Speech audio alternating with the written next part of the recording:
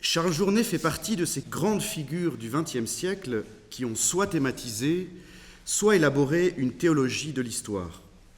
Initiées vers les années 40-50, ces propositions spéculatives ont pour la plupart évolué vers une dimension plus engagée, notamment dans la théologie de la libération, avant de disparaître pour la plupart dans la période post-conciliaire. La théologie de l'histoire de Journet a ceci, me semble-t-il, de critique, que publiée dans les années 60-70 et demeurée inachevée, elle se situe, pour ainsi dire, à un point de bascule.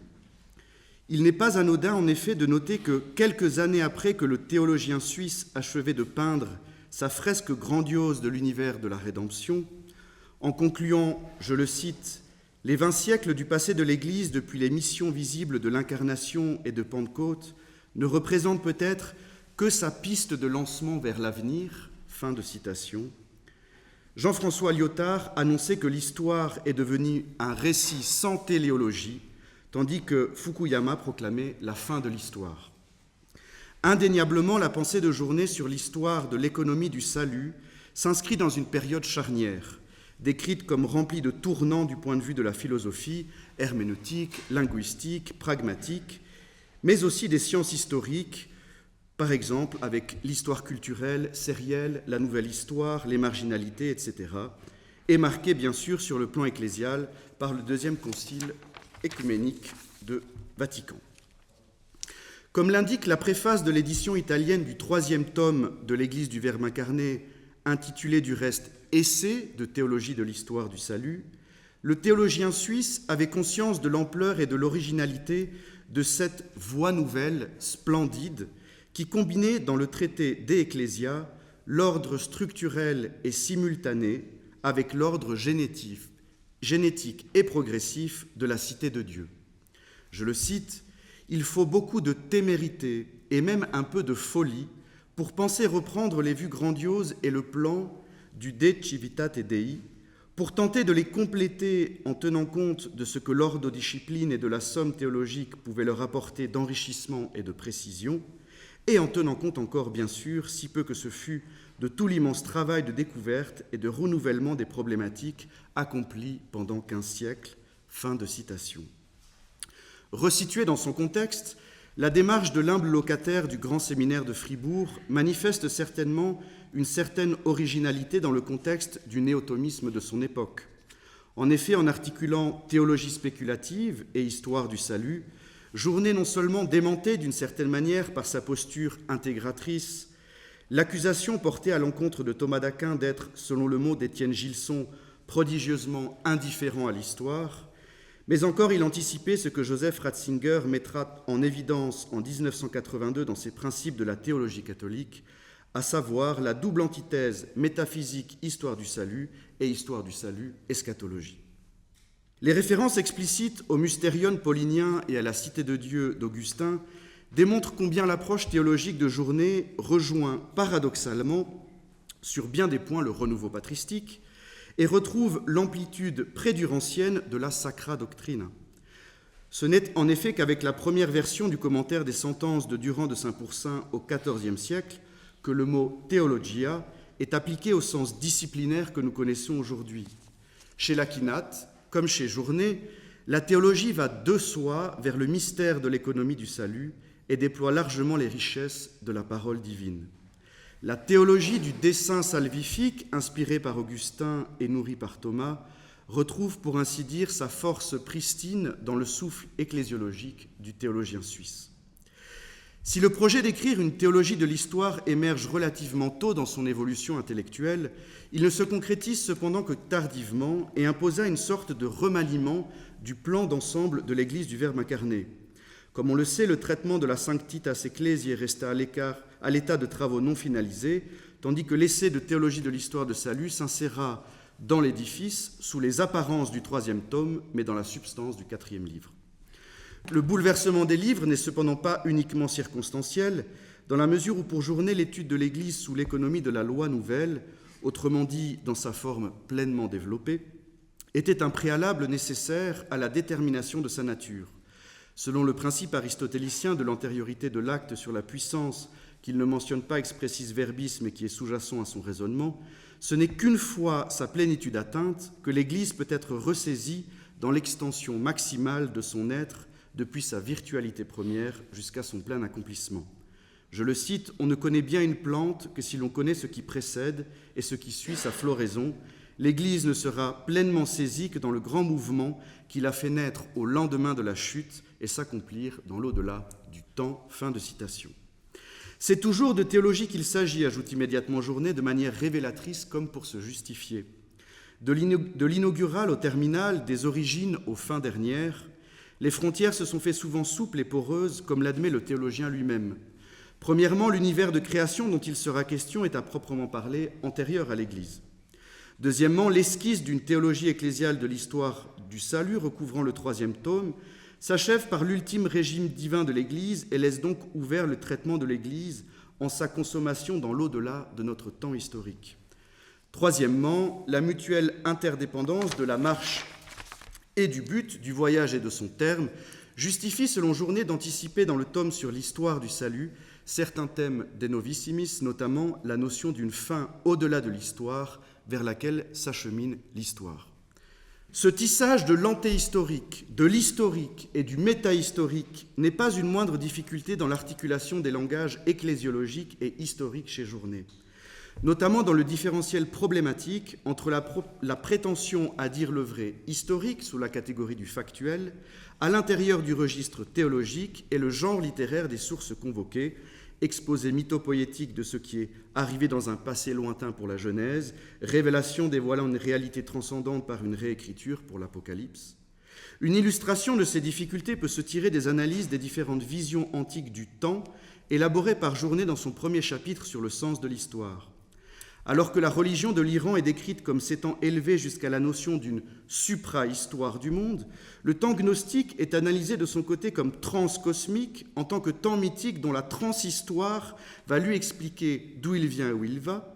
Les deux conceptions, de l'Iran et de la gnose, les deux conceptions se distinguant de l'histoire sainte, qui paradoxalement est histoire, c'est-à-dire pour Journet passage irréversible dans le sens d'une réalité permanente, voire spirituelle, en vue d'une croissance, d'un enrichissement dont le bienfait pourra lui être conservé définitivement, qui paradoxalement est histoire en raison de l'Église et qui est sainte parce qu'elle débouche sur le règne glorieux de l'au-delà, qui de plus, en tant qu'elle donne sens et unité à l'univers, peut aussi être désignée comme histoire sainte de l'univers.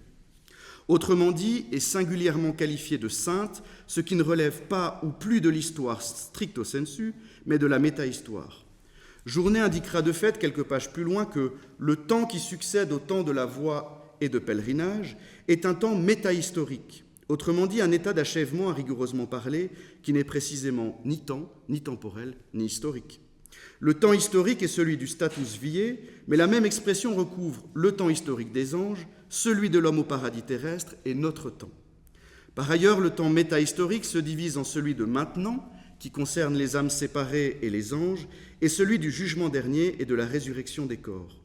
Quant au premier, il n'est pas uniforme, mais se divise entre l'éternité de la gloire, l'éviternité et le temps continu. On constatera sans peine un certain mélange des répertoires, puisque le concept de temps est mobilisé par Journet, aussi bien pour signifier sous un angle socio-culturel ce que François Hartog qualifie de régime d'historicité, que pour préciser de manière philosophique la mesure d'un certain mouvement ou la durée d'une permanence dans l'être, et bien plus encore de manière théologique, une étape ou un seuil dans la narration de l'économie du salut, comme âge existentiel de la grâce, période théologique, régime divin successif de l'Église, ou encore un rapport à la fin ultime, status viae, status gloriae. Il y a, pour reprendre un propos de Michel de Certeau, un postulat de l'univocité ou de l'homologie des discours sur l'histoire qui demande à être démêlé. Journet, cependant, prend soin de poser quelques notions préliminaires qui nous permettent de bien situer le statut de la théologie de l'histoire et ses enjeux. Pour lui, la théologie de l'Église se doit de considérer le corps mystique du Christ dans sa préparation depuis le commencement du monde jusqu'à sa consommation.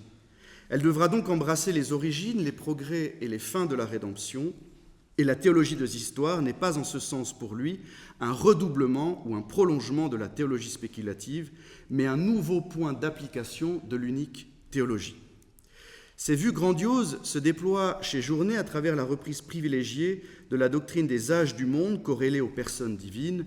Ainsi, à l'âge d'innocence, premier âge du Père, succède notre temps historique qui comprend l'âge de la grâce du Christ rédempteur promis, divisé en loi de nature puis loi mosaïque, et attribué au Fils, puis à l'âge de la grâce du Christ rédempteur venu, correspondant à l'âge de l'Esprit et caractérisé par le passage à la loi nouvelle et l'éclosion de la catholicité de l'Église. Au centre du temps historique se trouve le Christ, qui est, je le cite, « au-dessus de l'Église et des temps de l'Église », et la Vierge Marie qui représente à elle seule en plénitude l'Église du temps de la présence du Christ. Pour Journet, la mission visible du Fils aboutit au Messie, à l'union hypostatique, et la mission visible de l'Esprit aboutit au royaume messianique. Le nœud de l'ecclésiologie journessienne en clé de théologie de l'histoire est bien là. L'Église comme congregatio fidelium traversée par la charité est présence dès ici-bas du royaume, mais dans son état pérégrinal et crucifié. Nous avons eu l'occasion de l'entendre lors de ce colloque. Le cardinal suisse ne cessera de revenir sur ses intuitions sans cependant achever cette entreprise monumentale. La dimension philosophique et historiographique de la théologie de l'histoire chez Journet ne va pas sans faire émerger un certain nombre de difficultés, et j'en relèverai deux. Dès le début de ces considérations, Journet place la vie mystérieuse de l'Église sous le signe de la distinction entre le nouvel univers de la rédemption et ce qui survit ici-bas de l'univers de la création, qui l'identifie avec l'univers de la nature et de la culture. Il élève au rang de loi cette dualité entre l'Église et le monde et n'hésite pas à la qualifier de sacrée. Loi d'harmonie du spirituel et du temporel pour l'Église, loi de conflit et de résorption du spirituel dans le temporel pour le prince de ce monde, loi de dualité qui cependant cessera au jugement dernier. Avant d'approfondir cet aspect, un point d'importance mérite d'être souligné. Associer sémantiquement le temporel et le spirituel semble aller de soi. Suivant une logique élémentaire, temporel s'oppose pourtant à atemporel ou à éternel, alors que spirituel s'oppose à matériel ou corporel. L'un se rapporte au temps, l'autre à l'esprit. Cette remarque est déjà porteuse de nombreuses conséquences sur le potentiel métaphorique du binôme et ses confusions d'usage. Sur le plan historique, comme le montre la remarquable étude récente de Charles de Miramont, le couple spiritualia-temporalia non seulement ne traverse pas toute l'histoire du christianisme, mais encore a pris des configurations différentes selon les contextes et les auteurs. Souvent mobilisé en référence à la citation paulinienne de 1 Corinthiens 9, 11, qui contient le mot spiritualia en tant que prédication de l'apôtre, dans cette citation, spiritualia s'oppose non pas à temporalia, mais à carnalia, la pitance. Dans la somme du décret de Ruffin, 1164, les spiritualia comprennent prébande, prémisse, dîme et aussi vase sacré. En l'occurrence, les concepts de spiritualia et de temporalia ne correspondent pas ainsi à une séparation plus nette entre l'Église et le monde laïque.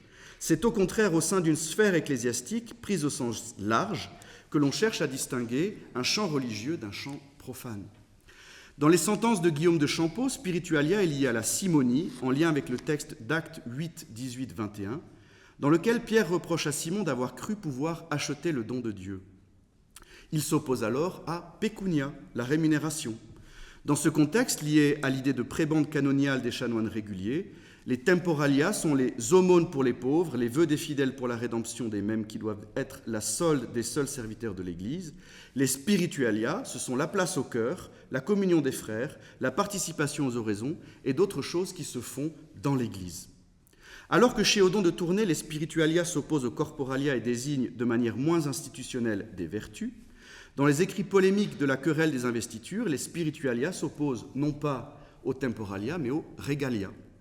C'est plus spécifiquement l'exégèse créatrice du XIIe siècle qui établira sur la base du texte paulinien précité et en s'appuyant sur un texte d'Augustin concernant le travail des moines, l'équivalence spiritualia, chose qui vivifie l'esprit, et carnalia temporalia, de sorte que chez Gilbert de la Porrée, dont le texte passera dans la glose de Pierre Lombard et ensuite la glossa ordinaria, spiritualia aura pris enfin une tonalité plus sacramentelle. La conclusion de Miramont est importante et je la cite. Les termes naissent dans un contexte de droit administratif, loin des combats politiques de la querelle des investitures et indépendamment de l'affirmation du magistère pontifical. On parle des biens spirituels bien avant d'imaginer le pouvoir spirituel. Fin de citation. La perspective ecclésiologique de Journet, comme on l'a dit, dépend fortement de l'héritage gélasien de la distinction des pouvoirs. De son point de vue, elle lui permet de neutraliser un supposé augustinisme politique en réhabilitant la civitas terrena comme tertium quid, en ce sens que la cité du diable et la cité de Dieu sont transcendantes par rapport à la multitude des peuples qui constituent les cités humaines. Ainsi, ça lui permet aussi de rappeler la destinée éternelle de la personne humaine. Le temporel ne doit plus être l'instrument du spirituel, mais être reconnu dans sa valeur propre pour Journet, sans pour autant que la personne humaine n'y soit réduite au simple titre d'individu comme partie d'un tout par ailleurs légitime. Chez le théologien suisse, la question s'inscrit dans la perspective plus large de la relation de l'Église comme royaume avec l'histoire du monde, qui se retrouve au cœur de sa réflexion sur la théologie de l'histoire. Ce qu'il convient de noter, c'est qu'afin d'éviter toute forme d'impérialisme spirituel, la distinction entre l'histoire humaine et la destinée surnaturelle des âmes semble parfois se traduire chez Journet en une dissociation qui peut rendre problématique l'articulation du royaume et du temporel. En affirmant en effet que l'Église laisse au-dessus d'elle l'immense univers de la nature et de la culture, elle apparaît parfois comme flottante dans une éternité sans point d'ancrage, ne prenant que ce qui lui est nécessaire de l'histoire en le désessentialisant et en l'amenant dans le métahistorique, l'effleurant à peine de sa transcendance. Je le cite, « Une loi de distinction régit ici-bas les rapports de l'Église et les choses du temps, mais pour maintenant, l'ordre des réalités culturelles continue à se déployer selon les fins propres infravalentes, sur un plan inférieur à celui du royaume de Dieu, courant parallèlement à lui. » Fin de citation. Prise en elle-même, la cité de Dieu ne semble que toucher le temporel comme par condescendance et laisse la vague impression, selon un modèle plus nestorien que chalcédonien, d'une union de complaisance avec les vicissitudes mondaines qui se cantonnent au bonum honestum et de ne se manifester que dans son revêtement hiérarchique, ecclésiastique et sacré. Le terme « autonomie », associé au temporel en tant qu'il signifie que la sphère politique n'a pas une valeur simplement ministérielle pour l'Église, mais est légitime en elle-même et parfaitement compréhensible dans la perspective des juridictions. Mais, et le point est d'importance, l'émergence du politique moderne en tant que tel est précisément la sortie de ces conflits de compétences ou de prérogatives pour établir une souveraineté qui n'est pas la définition de l'autorité suprême, mais bien celle de l'État lui-même. Non seulement il ne s'agit pas d'un processus de laïcisation, mais encore la définition classique de l'État issue de Baudin était déjà présente chez les canonistes et théoriciens de la toute-puissance pontificale. Ce qui change avec l'avènement de la modernité politique, c'est qu'elle devient la forme de l'État qui demeure, en dépit de la succession des monarques, et s'avère legibus soluta, c'est-à-dire absolue dans son pouvoir de légiférer, sans consentement ni approbation, selon le modèle occamien de potentia Dei absoluta. Comme le souligne Méret, je le cite, « Telle est bien la découverte capitale de Baudin. La souveraineté n'est pas le principe de l'autorité dans l'État, c'est le principe de l'État dont tout pouvoir procède. » Fin de citation. Dans la mesure où l'autonomie appliquée au temporel signifie étymologiquement qu'il se donne ses propres lois, la question de la rupture ius naturaliste, c'est-à-dire l'émergence du droit moderne, devient beaucoup plus critique que ne le laisse entendre le descriptif maritanien du passage réflexif de la société et de sa transformation normale en État-nation. La modernité ne libère pas l'homme en son être propre, elle l'astreint à la tâche de s'élaborer lui-même, écrivait Michel Foucault. Comme l'écrivait Cavano, constatant les impasses des mises en œuvre concrètes des orientations politiques de Maritain au Chili, je le cite, « Selon Maritain, la création de l'État en tant que tel, séparé d'un ordre spirituel individualisé, était ce qu'il fallait faire et n'était pas nécessairement lié à l'apparition simultanée des prétentions de l'État à devenir pouvoir absolu. Les théoriciens de l'absolutisme, tels Baudin et Hobbes, l'ont toutefois vu et expliqué très clairement. Le pouvoir de l'État se fonde sur la domestication de l'Église et un recours sans entrave aux moyens de la violence. » Fin de citation. Selon MacIntyre, la tradition aristotélico-thomiste authentique offre plutôt un modèle de résistance face aux États-nations modernes. John Milbank a essayé de montrer pour sa part, avec la maestria très british qui caractérise la radical orthodoxy, que l'État moderne repose sur un véritable théisme antichrétien rejetant le bien commun. Ce que traduisent les diverses approches théologico-politiques qui cherchent à déchiffrer, dans le passage à la modernité, les dévoiements ou analogies théologiques et les impossibilités qu'ont les États modernes à justifier leur légitimité, n'est autre que la nécessité de penser le politique comme domaine de l'être. La thématique de la dépendance du politique en tant que domaine du créé, puisque Dieu agit à l'intérieur de l'ordre naturel, et de la fin de l'univers comme bien commun transcendant se pose en effet dans toute sa force métaphysique. Il n'est pas anodin que la métaphysique aristotélicienne vise ultimement non seulement le vrai, mais aussi le bien, et que le moteur immobile de métaphysique lambda 7 soit désiré comme intelligible et désirable, que ce bien souverain soit, chez le stagirite, à la fois intrinsèque et transcendant à l'univers. Toute l'évolution de la conception aristotélicienne a été pleinement assumée par Thomas d'Aquin, qui, par sa philosophie de l'opération et sa théologie du gouvernement divin, déploie une véritable métaphysique exodiale, pour reprendre les termes du frère Perrier. Cette métaphysique manifestée situe le politique comme le lieu d'une aventure humaine et communautaire qui ne s'éclaire que par un bien commun immanent jamais atteint, ouvert par son appel à un dépassement dans le bien commun ultime qui n'est autre que Dieu. Comme l'écrivait Matthias Nebel, je le cite, « Le bien commun n'est pas d'abord une métaphysique ius naturaliste, ni une philosophie politique de l'Église catholique, mais bien une théologie politique qui s'oppose à toute volonté d'absolutiser le politique. » Fin de citation. Se rejoue mutatis mutandis dans la problématique de la dualité temporelle spirituelle, la détermination médiévale de la Sacra Doctrina dans son rapport à la métaphysique. Je passe sur ce point-là. Sortie du conflit des juridictions directes et indirectes, la question du statut du politique ne se pose plus en termes de subordination à l'autorité spirituelle de l'Église, mais en tant qu'existence humaine déployée communautairement vers le bien ultime. Non seulement autonomie pour le politique comme pour la métaphysique ne peut plus dès lors signifier immanence, complétude ou totalité, selon Lévinas, suffisance dans son ordre propre, y compris infravalente, mais le monde profane ne peut se limiter à n'être que dispositif dans sa relation au royaume, qui ne toucherait que la personne dans sa destinée spirituelle, surnaturelle, individuelle. Ajoutons en ce sens que la culture comme lieu naturel du déploiement de l'existence humaine ne peut pas être totalement sécularisée et obéir à une pure logique d'intériorisation du spirituel. Ce serait non seulement se leurrer sur une influence du législateur qui ne toucherait que les corps, comme si le contrôle des corps n'avait aucune conséquence sur les âmes, ou que le politique devait se réduire à l'extériorité de la vie humaine, mais encore oublier que toute culture trouve son expression la plus haute dans la religion au sens large, également sous la forme du loisir et des arts comme chemin vers un au-delà qui se dérobe. L'idée même d'un domaine socio-culturel entièrement séparable de la personne humaine, compréhensible comme réaction face au totalitarisme, est aujourd'hui impensable après le tournant herméneutique et culturel. Je ne vais pas développer cet aspect. Le réalisme anthropologique et la théologique de l'incarnation appellent une véritable philosophie de la culture qui interroge le sens de la forme de vie anthropologique en tant qu'il n'est donné que dans les médias sensibles, depuis la significativité du corps vivant jusqu'aux formations les plus complexes de la culture. Reconnaître la pluralité culturelle ne signifiera cependant pas renoncer à l'universel dans un relativisme postmoderne.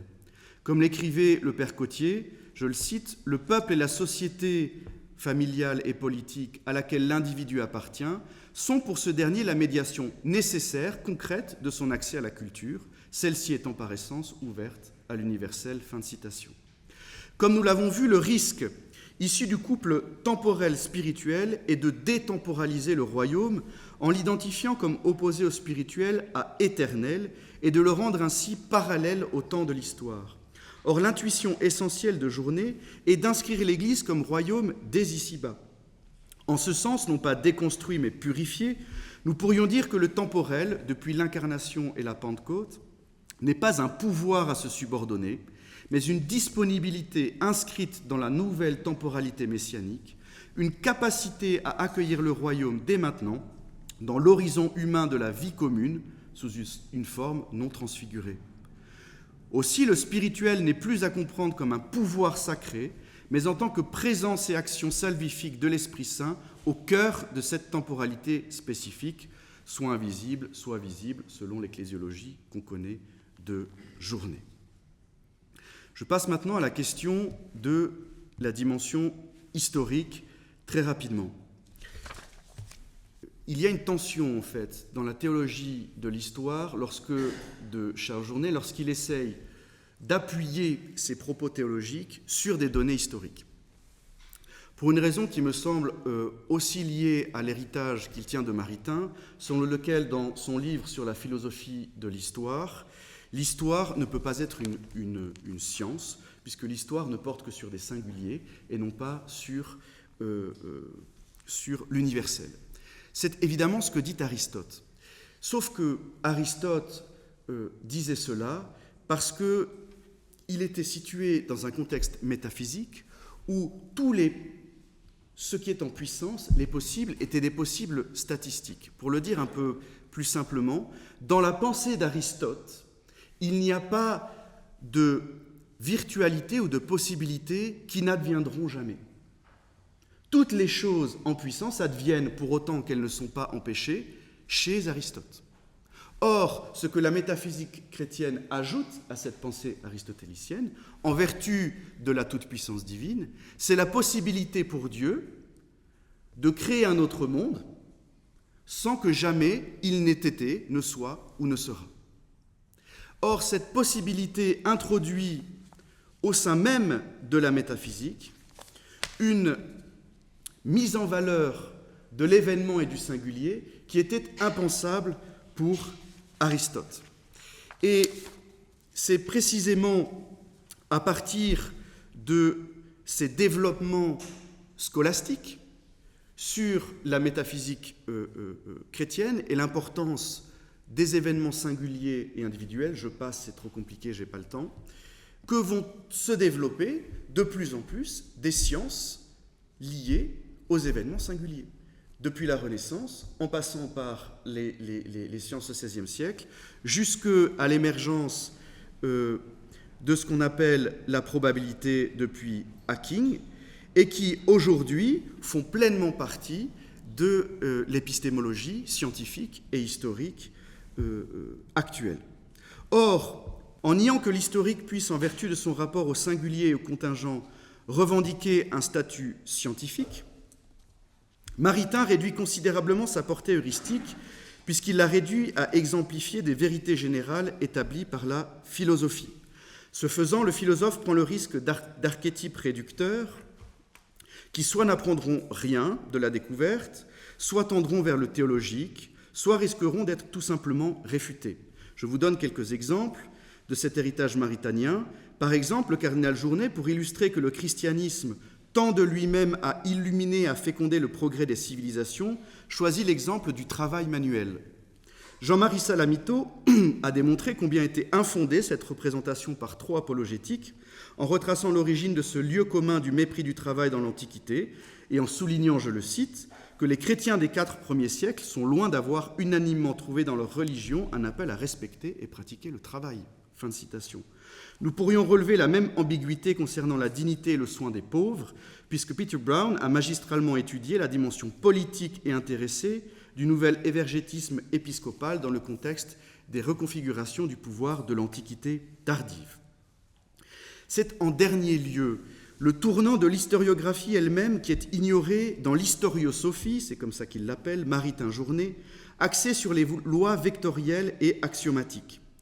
Henri-Irénée Marot avait déjà relevé la difficulté d'utiliser la notion commune de cause en histoire, et Paul Ricoeur, lui, a montré combien le moment interprétatif de l'événement est décisif dans la détermination de ce qui est historique, et que l'opposition entre l'explication par les lois et l'explication par les raisons est dépassable par les arguments narrativistes et probabilistes. Je n'ai pas le temps, malheureusement, de développer tout cela. C'était tout ça pour mettre en évidence le décalage, si vous voulez, à la même époque entre l'enseignement de l'épistémologie de l'histoire et la récupération des données historiques dans la théologie de l'histoire chez Journet. J'en viens, et je conclurai par là, à mes 2 difficultés essentielles que je relèverai dans l'Assomption chez Journet d'éléments historiques. Ces quelques exemples mettent en évidence ce qui nous semble être l'aspect le plus délicat de la dimension historique assumée sous ces conditions épistémologiques dans la théologie de l'histoire chez Journet, à savoir son rapport à la visibilité, et on en a parlé. Celui-ci me semble doublement problématique. Premièrement parce que le passé est fait de plus d'invisible que de visible, de potentiel avorté, de vie anonyme, d'entreprises effacées, de civilisations perdues. Il ne reste du passé que ce que nous en racontons à partir des quelques traces et archives que nous possédons. Or, nous savons que chaque vie a une insubstituabilité, chaque événement humain une importance, du moins que rien n'est indifférent à la providence divine. L'aventure humaine dans laquelle s'inscrit l'histoire du salut sans toutefois s'identifier à elle nous échappe dans sa vaste immensité, à l'exception de quelques traces qu'elle laisse.